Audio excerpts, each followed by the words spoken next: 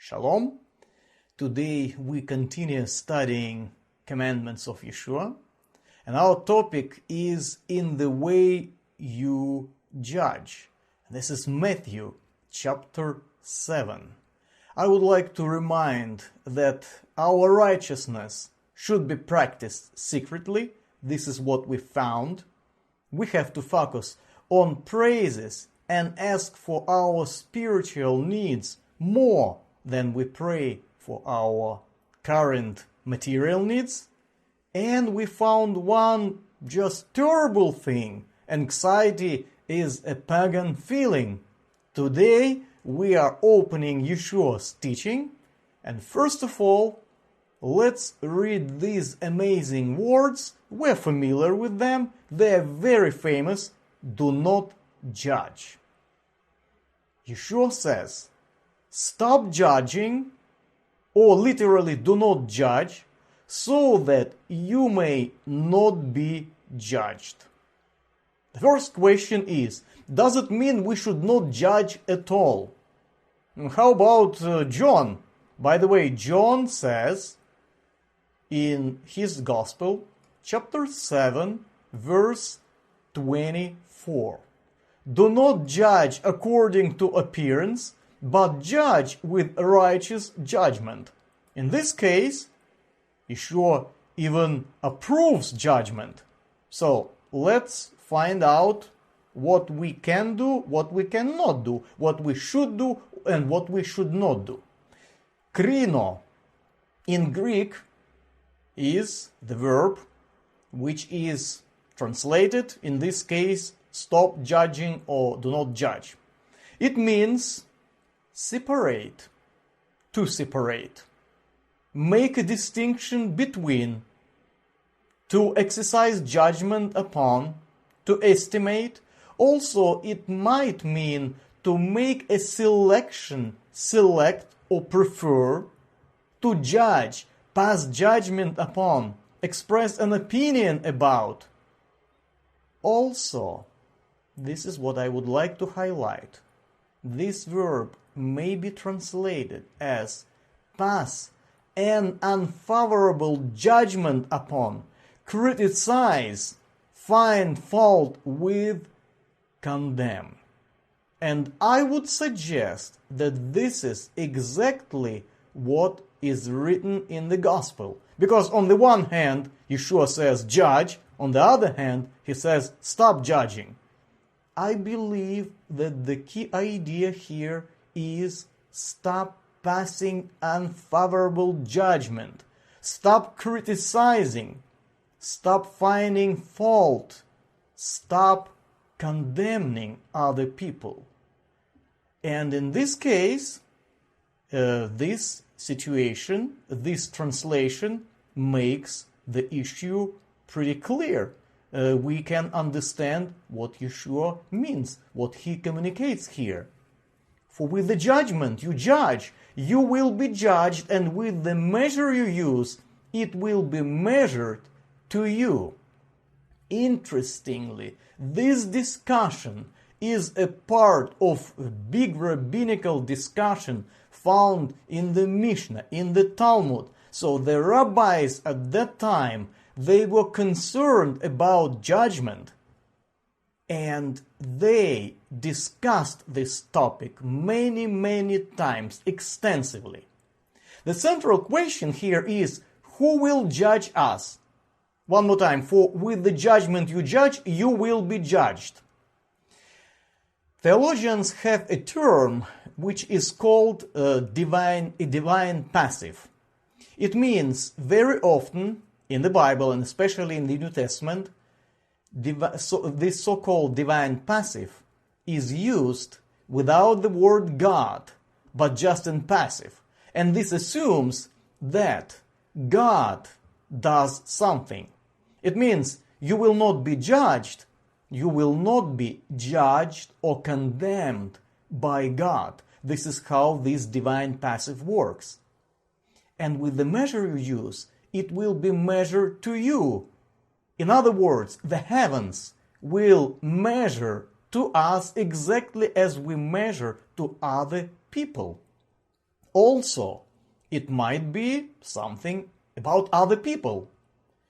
Let me read something interesting for you. I will be reading some pieces from the Mishnah. Particularly, I would like to enjoy with you the tractate Shabbat, and this is section 127, and we begin with verse 2. Our rabbis have taught on Tanite authority, to him who gives one's fellow the benefit of the doubt, they give the benefit of the doubt. It's very difficult to give someone the benefit of the doubt. It's very, very difficult. Why? Mishnah, the same tractate, continues. There was the case of a certain pious man who ransomed an Israelite woman from kidnappers, and at the inn, he had her lie at his feet. In the morning he went down, immersed, and repeated Torah traditions to his disciples. He said to them, "When I had her lie down at my feet, of what did you suspect me?" Normal people would suspect that he had some relations with her in the inn, in that room. The disciples, they said, "Perhaps among us is a disciple who is not thoroughly known by the master." In other words, they justified him. "When I went down and immersed, of what did you suspect me? We thought that because of the rigors of the journey, the master may have had a seminal emission." He said to them, "By the temple service, that's just how things were. Just as you gave me the benefit of the doubt, may the Omnipresent give you the benefit of the doubt." Tractate Avot, chapter 1, verse 6 says, Joshua ben Perahiah says, "Set up a master for yourself, and get yourself a fellow disciple, and give everybody the benefit of the doubt." He would say, "Do not serve as a judge by yourself, for there is only one who serves as a judge all alone.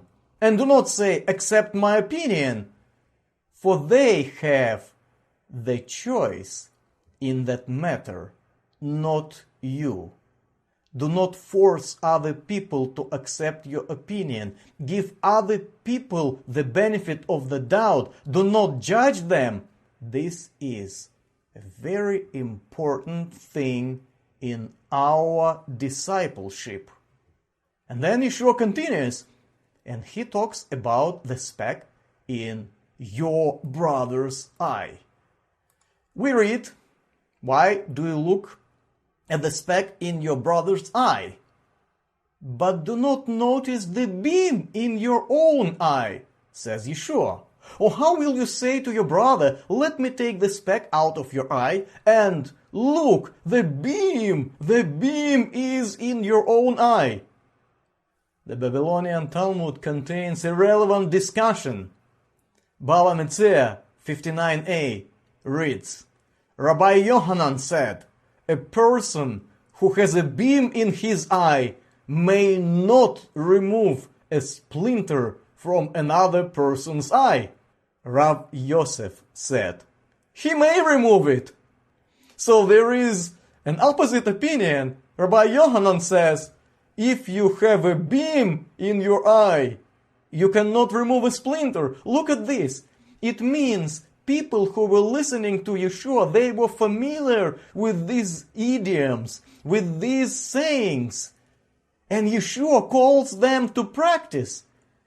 Because even some people like Rav Joseph or Yosef, they would say, he may remove it. And look at this. Yeshua says, hypocrite. First take the beam out of your own eye, and then you will see clearly to take the speck out of your brother's eye. And Rabbi Yohanan replied to his opponent, you are not permitted to remove it because you have a beam in your own eye.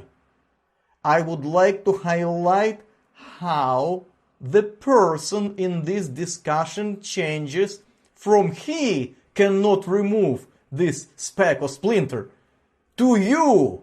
Look at this.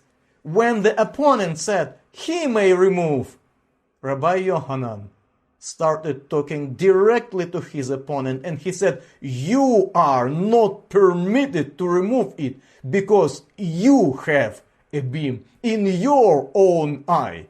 It's very easy to see someone's sins and problems and judge and condemn. So, let's say a few words about practice. Do not judge other people. Give other people the benefit of the doubt.